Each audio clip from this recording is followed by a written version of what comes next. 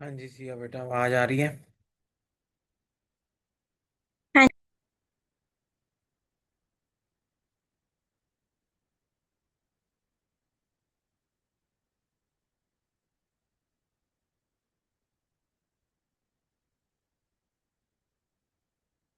सिया बेटा, आज हमने करना है बेसिकली, पहले एक कॉन्सेप्ट करेंगे, उसके बाद आगे।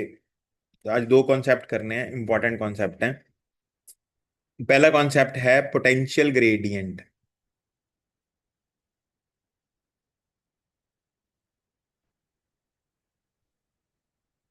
पोटेंशियल ग्रेडियंट कॉन्सेप्ट क्या है कि सपोज हमारे पास एक ना यहाँ चार्ज पड़ा हुआ है, क्यू चार्ज है हमारे पास, ठीक है। और हम एक चार्ज क्यू नॉट को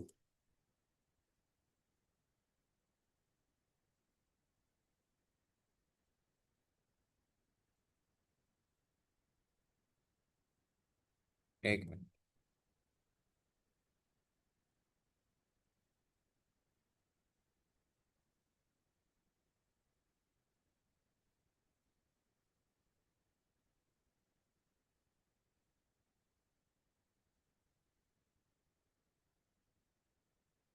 हम्म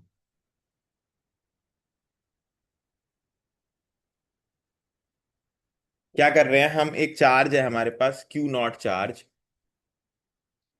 उसको इन्फिनिटी से ला रहे हैं, ठीक है।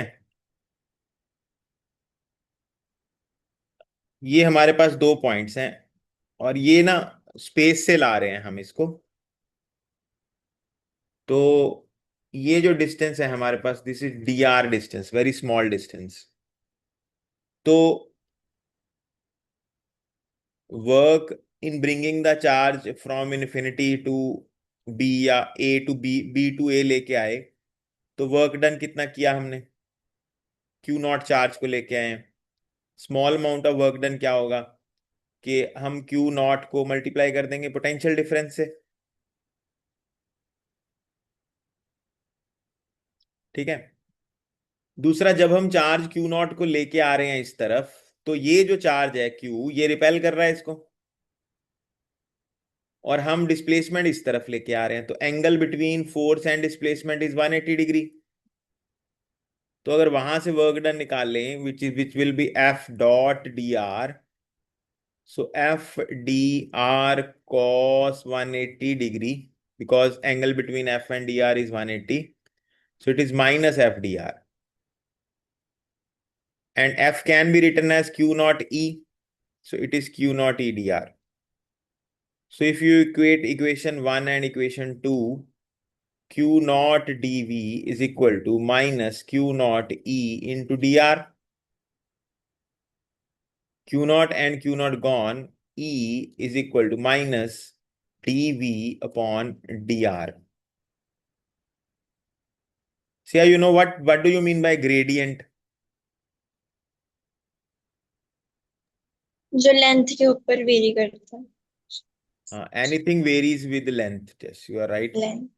Anything varies with length is gradient. Variation of something with length is called gradient. Here, ये तुझे समझ आई इक्वेशन क्या बोल रही है? Can you elaborate what this equation is telling you?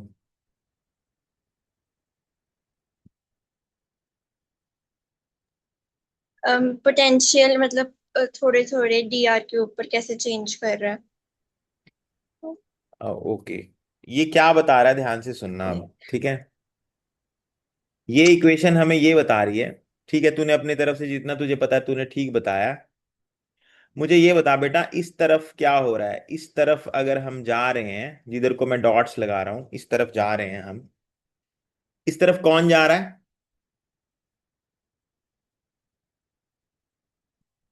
अगर electric field, due to this plus charge, इस तरफ जा रहा है ना इलेक्ट्रिक फील्ड। और यही डायरेक्शन में पोटेंशियल कम हो रहा है।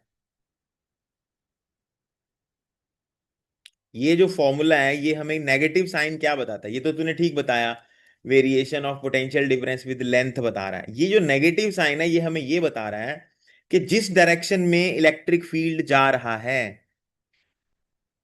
उस डायरेक्शन में पोटेंशियल कम हो रहा है, मतलब जिस डायरेक्शन में पोटेंशियल कम होगा ना, वही डायरेक्शन ऑफ इलेक्ट्रिक फील्ड होगी। यहां हम लिख सकते हैं नेगेटिव साइन इंडिकेट्स, क्या इंडिकेट कर रहा है नेगेटिव साइन?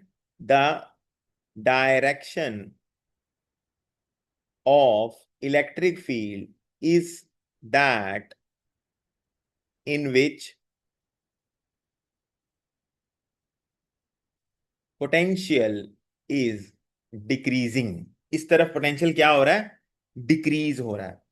ठीक है, ये वाली, ये नेगेटिव साइन का मतलब जनरली जो आप समझते हैं वो नहीं है, डिफरेंट है। ठीक है, अच्छा और क्या बता रहा है ये? और भी बहुत सारी चीजें बता रहा है, ये अभी बताता हूं। मतलब ये एक्चुअल पिक्चर नहीं है जो यहाँ पे दिख रहा है, ये बहुत जबरदस्त फॉर्मूला है।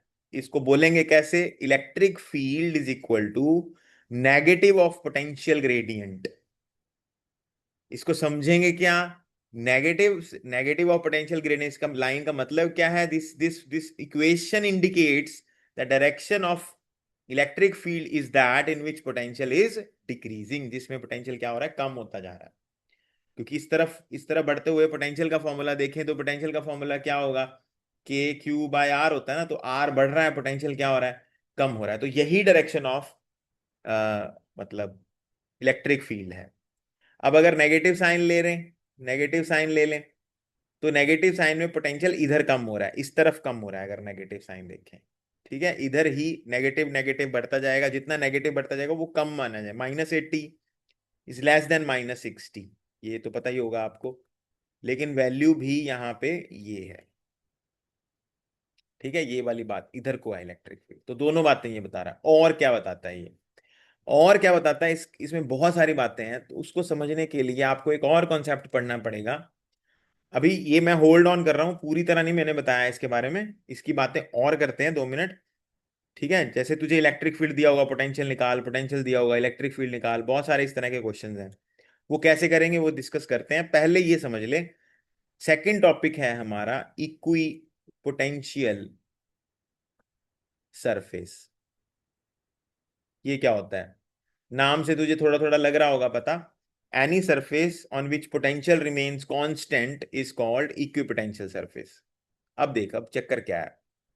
ये मान ले बेटा मेरे पास यहां पे एक चार्ज पड़ा हुआ है क्यू, तो एट अ डिस्टेंस आर अगर मैं पोटेंशियल निकालना चाहूं, तो मेरे पास ना एक स्फीयर मिलेगा मुझे, जहां पे सब जगह पोटेंशियल सेम होगा, क्योंकि हर जगह पोटेंशियल होगा के क्यू बाय आर।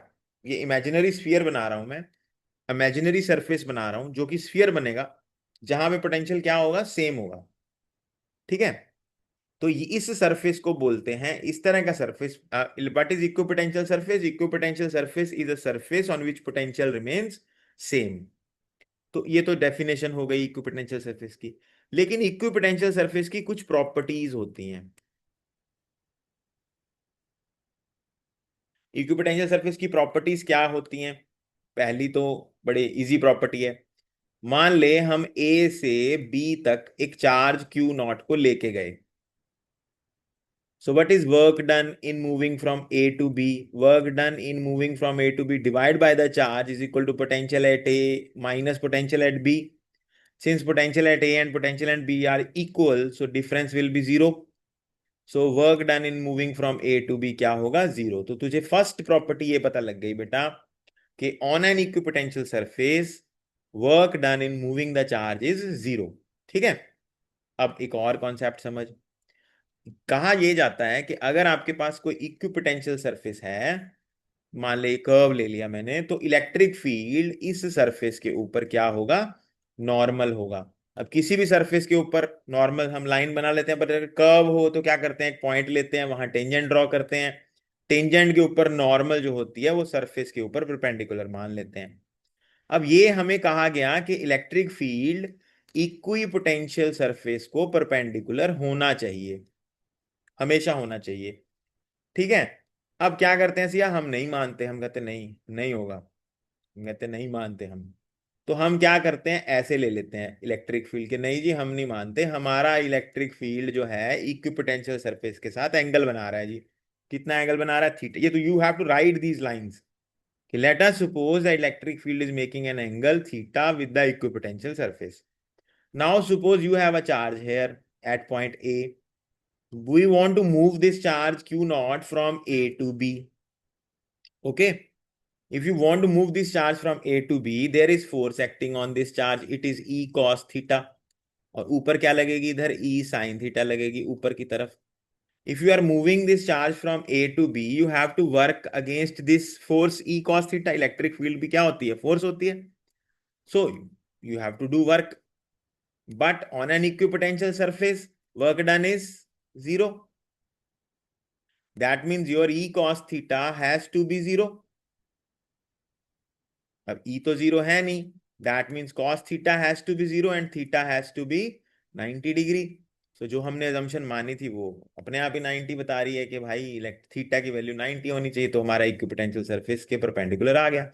ये थोड़ा सा इंग्लिश जो है उसको बना लेगी तो कर लेगी ना, बुक में से पढ़ना, ये दिया हुआ है इक्विपोटेंशियल सरफेस की प्रॉपर्टी समझ जाएंगे। ये सेकंड प्रॉपर्टी की है हमने। अब आ गया हमारे थर्ड प्रॉपर्टी। मैं बहुत सालों से ना बोलता हूँ कि क्वेश्चन गलत आता है, मतलब सीबीएसई में गलत नहीं, मतलब इनकम्प्लीट क्वेश्चन आता है। क्वेश्चन पेपर में क्या आता है सिया, जनरली आज तक जो क्वेश्चन पेपर में आता रहा इस साल को छोड़ के, वो ये आता रहा, ड्रॉ इक्विपोटेंशियल सरफेस सरफेसिस, ऐसे बोल देते थे, draw equipotential surfaces due to a point charge, ऐसे बोल देते थे। इक्विपोटेंशियल सरफेस ड्रॉ करो due to a point charge. अब बच्चा क्या करता है, सरफेसिस भी बोलते थे वो, सरफेसिस ड्रॉ करो, फिर बच्चा क्या करता है, बच्चा क्या करता है, इस तरह से एक स्फीयर बनाता है, एक स्फीयर और बना देता है बेचारा, वो दो बना गया, और क्या करे, अब इतना ज्यादा मांगोगे तो दो बना देता है बच्चा, बना के अपना घर चला जाता है। बच्चे को पूरे नंबर दे देते हैं टीचर भी, हाँ ये बहुत बढ़िया बना दिया। अब मुझे क्या तू बता सकती है बाय अजम्पशन इसका पोटेंशियल कितना होगा, इसका कितना होगा? चलो मैं एक बता देता हूँ, इसका पोटेंशियल मान ले 100 वोल्ट है, तो इसका कितना होगा? अपने तरफ से बता दे जितना तेरे को ठीक लगता है, कुछ भी, एनीथिंग, एनी वैल्यू। हम्म, मतलब मेरे पूछने का ज्यादा। मतलब है, इज इट लेस और is it more? See potential is equal to K Q by R. if you increase r, your potential will decrease, that means the potential on this surface is less, as the radius is increasing potential will be less, so I want your answer that it should be 90 80 ऐसे बोलना था। so suppose its potential is 90 volt. ठीक है, अब चला गया बच्चा बना के। इस बार क्वेश्चन क्या आया, इस बार क्वेश्चन क्या आया, इस बार क्वेश्चन ये आया, ड्रॉ थ्री इक्विपोटेंशियल सरफेसेस। किसी अच्छे साइंस के टीचर ने ये डाला, three equipotential surfaces due to a point charge. ठीक है जी, ये सवाल इस बार ही आया, बढ़िया सवाल था ये। अब ये इसका आंसर देना है, अब ध्यान से सुनना। मेरे पास एक चार्ज है, मैंने इसके आसपास एक इक्विपोटेंशियल सरफेस ड्रॉ कर दिया, ये कर दिया मैंने ड्रॉ इसके आसपास। ठीक है, इसका पोटेंशियल मैं अपनी तरफ से मान लेता हूं 100 वोल्ट। ठीक है, अब अगर मैं एक और ड्रॉ करूंगा इक्विपोटेंशियल सरफेस, सॉरी सिया ये बना नहीं प्रॉपरली, मैं यहाँ बनाने की कोशिश करता हूँ, एक मिनट, ये ऐसे बना देते हैं। हाँ, तो ये बन गया हमारे पास, क्योंकि ये हम 80 वोल्ट का बना रहे हैं, तो कितना डिफरेंस है दोनों के बीच में, 20 का।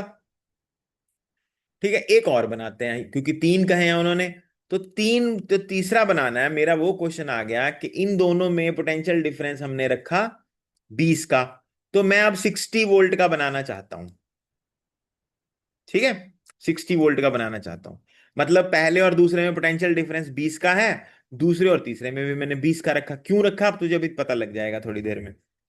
तो मेरा एक क्वेश्चन ये है, क्या ये डिफरेंस, मान ले इनके बीच में 1 मीटर की दूरी है, मतलब ये मान ले चलो, मान लो 4 सेंटीमीटर की दूरी है, तो अगला भी 4 होगा, 4 से कम होगा, 4 से ज्यादा होगा। क्वेश्चन ये है। ठीक है, सवाल समझ आ गया तुझे? मैं पूछ नहीं रहा हूं तुझे, मैं सिर्फ कह रहा हूं सवाल समझ आ गया। I don't want answers, I want कि समझ आ गया तुझे कुछ।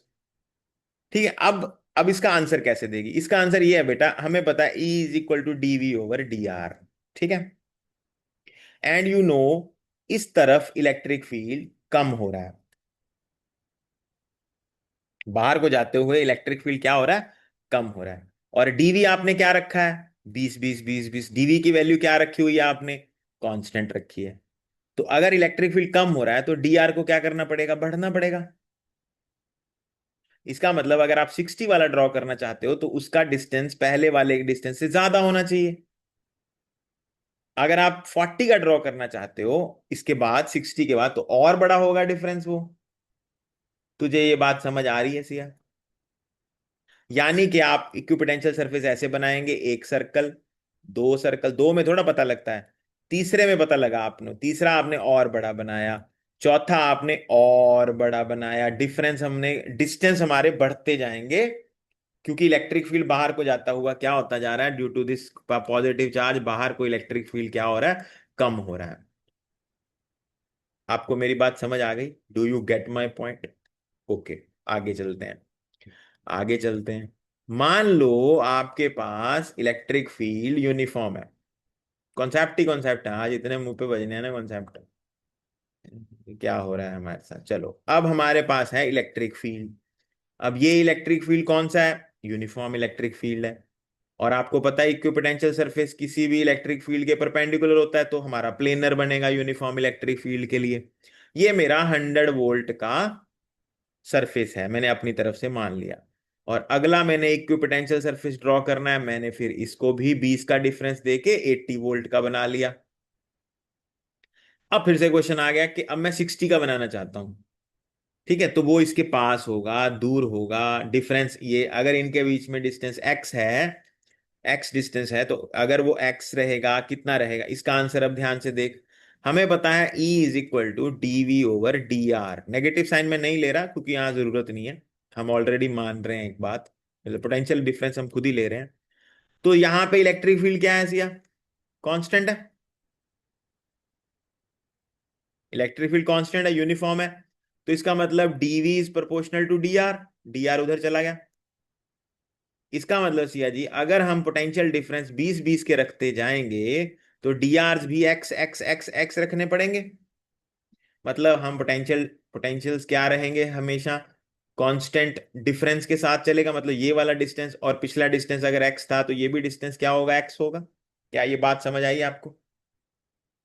ठीक है, इसको थोड़ा और इलेबोरेट कर देते हैं, और करते हैं कि अब हमारे पास इलेक्ट्रिक फील्ड क्या हो रहा है, यहाँ पे इलेक्ट्रिक फील्ड क्या हो रहा है, यहाँ पे इलेक्ट्रिक फील्ड, इंक्रीज। हाँ इस तरफ उस बढ़ तरफ रहा से। है इलेक्ट्रिक फील्ड। ओके। और यहाँ पे मैंने एक इस तरह से इक्विपोटेंशियल सरफेस ड्रॉ कर दिया, ये मेरा इक्विपोटेंशियल सरफेस, ये मान लो 100 वोल्ट का ड्रॉ कर दिया मैंने। और नेक्स्ट मैं ड्रॉ कर रहा हूं, मान लो 80 वोल्ट का। ठीक है, 80 वोल्ट का ड्रॉ कर रहा हूं। अब मैं 60 का ड्रॉ करना चाहता हूं। ठीक है, तो कैसे करूंगा, फिर से लिखूंगा E is equal to -dV/dr। क्या चीज कांस्टेंट रख रहा हूं मैं, dV कांस्टेंट रख रहा हूं, यहां पे हर जगह dV 20 20 रखना चाह रहा हूं।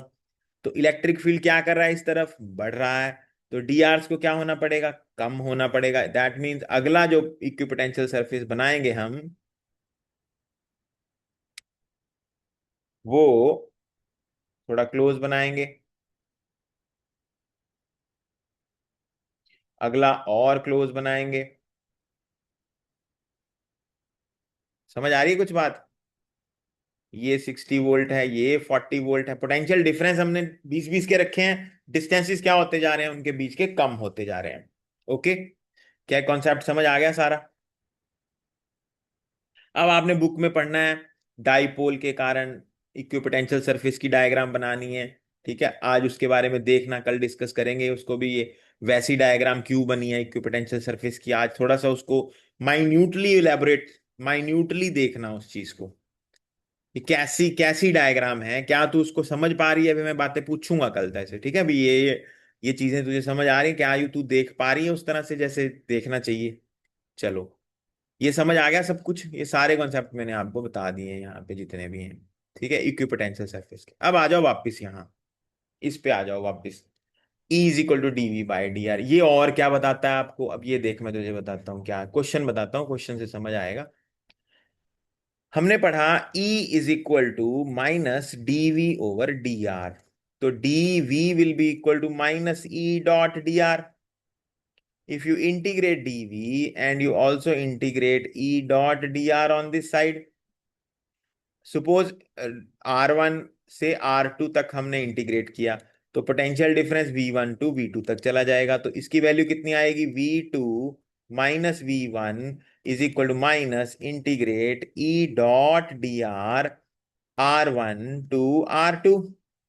ठीक है, अब यहां तो चलो बड़ा अच्छा लग रहा है ये कि हाँ ये तो बड़ा आसान है, हो गया। लो जी, अब सवाल क्या आएगा, सवाल ये आएगा कि आपको electric field minus A by R cube दिया हुआ है। ठीक है, पोटेंशियल डिफरेंस निकालो from R is equal to 1 to R is equal to 2 metre. ऐसे क्वेश्चन आ गया, पोटेंशियल डिफरेंस बिटवीन इन दो पॉइंट्स के बीच में निकालो।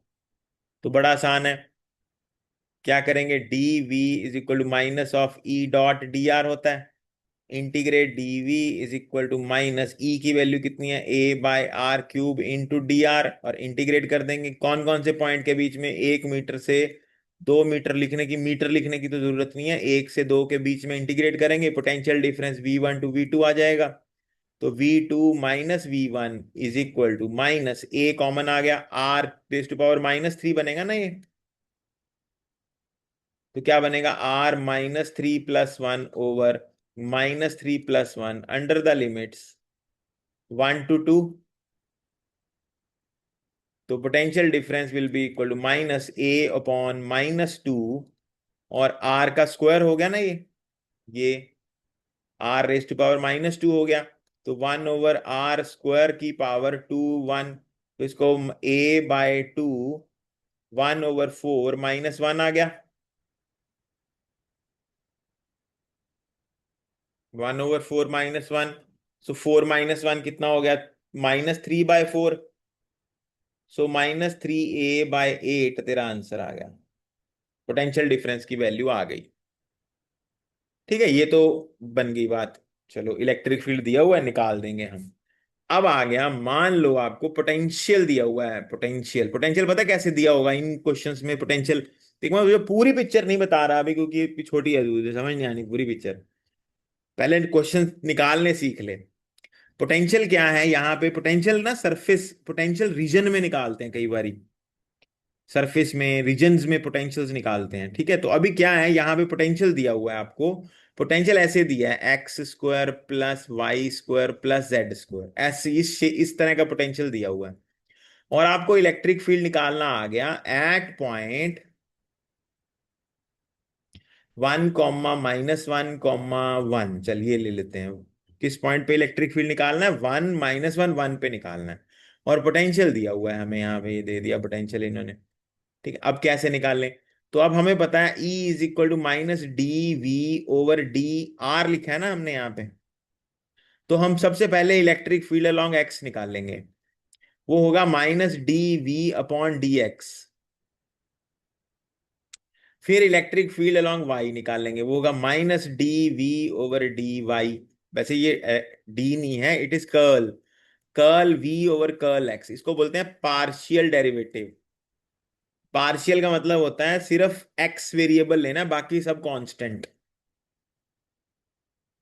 मतलब ये जो इक्वेशन है, इसमें वाई जेड कॉन्स्टेंट हो गए, x² का डेरिवेटिव क्या आएगा बेटा, 2x आएगा, बाहर माइनस लगा हुआ है, और जब y का डेरिवेटिव लोगे तो -2y लगा होगा, और जब z का डेरिवेटिव लोगे -कर्ल v/कर्ल z, तो इसकी वैल्यू होगी -2z। अब हमें पॉइंट भी दिया हुआ है, कौन सा पॉइंट दिया हुआ है, 1 -1 1, मतलब x की वैल्यू 1 है तो -2 आ गया, y की वैल्यू -1 है तो +2 आ गया, z की वैल्यू 1 है तो -2 आ गया। सही है, अब तेरे पास electric field along x y z आ गया, तो इसका मतलब इलेक्ट्रिक फील्ड टोटल बन गया -2i cap +2j cap -2k cap. This is electric field vector, but उन्होंने तो मैग्नीट्यूड पूछा था इलेक्ट्रिक फील्ड का, तो क्या करेंगे, 2 का स्क्वायर प्लस माइनस 2 का, फिर 2 का स्क्वायर, फिर -2 का स्क्वायर। कितना बन जाएगा, 2 4 16 बन गया ना, 8 12 बन गया। 12 अंडर द रूट, तो कितना बन जाएगा ये, 2√3 न्यूटन पर कूलम आपका आंसर आ गया। समझ आ गई बात।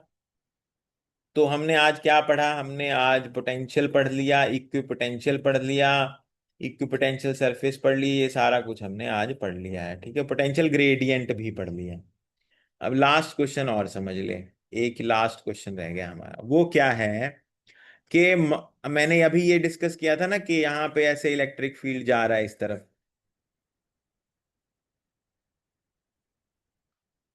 ठीक है। अच्छा ये बताओ मेरे को कि अगले कितने क्वेश्चंस और आ गए आपके लिए। पेज पलटो जरा, देखो उसमें देख के मेरे को बताना, ठीक है, कितने क्वेश्चन और हो गए हैं। अच्छा पहले देख ले, तो एक चीज बता रहा हूं, ये देख, ये बेटा इक्विपोटेंशियल सरफेस था एक, सॉरी टेढ़ा मेढ़ा ही बन गया। इक्विपोटेंशियल सरफेस था ऐसे सीधा, मान लो ये 100 वोल्ट पे था, और एक इक्विपोटेंशियल सरफेस हम ये ले लेते हैं, ये ले लेते हैं 80 वोल्ट पे। ठीक है। अब एक ना तेरे पास 2 कूलम चार्ज है, वो ऐसे गया, ए से गया बी, बी से गया सी। ठीक है। सो हमें वर्क डन निकालना है from A to B, then work done from B to C. आप कुछ कहना चाहेंगी इसके बारे में, कितना होगा work done, A to B कितना होगा, मतलब ए टू सी गया है वो। देख, ए टू बी तो जीरो नहीं होगा? हाँ ए सेम इक्विपोटेंशियल सर्किट में है, इक्विपोटेंशियल। तो 0 हो गया। बी टू सी का आंसर कैसे निकालना है कि इन दोनों का पोटेंशियल डिफरेंस कितना है, 20 का, और कितने जी। कूलम मूव कर रहे हो आप, 2, तो 40 जूल्स हमारा वर्क डन आ गया। अब अगर हम सीधा पहुंचे ए टू सी, सीधा पहुंच रहे हैं हम। ठीक है। तो याद रखना, यहां पे जो पोटेंशियल है और यहां पे जो पोटेंशियल है, उनके बीच का परपेंडिकुलर डिस्टेंस लेना है हमेशा। कौन सा डिस्टेंस लेना है, परपेंडिकुलर डिस्टेंस लेना है। ये वाला डिस्टेंस अगर आपको दिया हो, पोटेंशियल दिया हो, तो इलेक्ट्रिक फील्ड वगैरह दिया हो तो भी निकाल सकते हैं। मान लो इलेक्ट्रिक फील्ड हमें 40 दिया हुआ है, और ये डिस्टेंस हमें मान ले 2 दिया हुआ है। ठीक है। तो electric field is equal to -dv/dr होता है। तो पोटेंशियल डिफरेंस हम निकाल सकते हैं इन दोनों के बीच में, अगर मतलब दिया हो तो 40 × 2 80 वोल्ट का पोटेंशियल डिफरेंस आ जाएगा। वैसे तो हमने पोटेंशियल ही ले लिया, आप तो चलो जरूरत ही नहीं है। अब हमें वर्क डन निकालना है, तो हम वर्क डन क्या कैसे निकालेंगे, ये इस पॉइंट को चाहे यहां ले ले, चाहे यहां ले ले, चाहे यहां ले ले, कहीं पे भी ले ले, परपेंडिकुलर डिस्टेंस यही रहेगा बीच वाला। तो ये सेम ही रहेगा, जो बी और सी में पोटेंशियल डिफरेंस है वही ए और सी में है, क्योंकि ए और बी तो 0 पे ही है। ठीक है। यहां पे कहानी खत्म हो गई, आज का काम डन। पोटेंशियल थोड़ा बहुत ही रह गया है, पोटेंशियल ज्यादा नहीं रहा, ऑलमोस्ट हमने पोटेंशियल की चीजें, अब कैपेसिटेंस शुरू होगी आपकी। ठीक है। क्या मैंने ना असाइनमेंट बनाई हुई है, तो मैं तेरे को सेंड कर दूंगा, वो वाले क्वेश्चन कम से कम आने चाहिए आपको, जो उस असाइनमेंट में है। एटलीस्ट वो minimum level of learning assignments हैं, वो उतने तो आने चाहिए, उससे ज्यादा आए तो बहुत अच्छा, मतलब उसमें कोई डाउट नहीं होना चाहिए उन क्वेश्चंस में जो हैं। ठीक है। अब तूने कितने तक कर लिए क्वेश्चंस।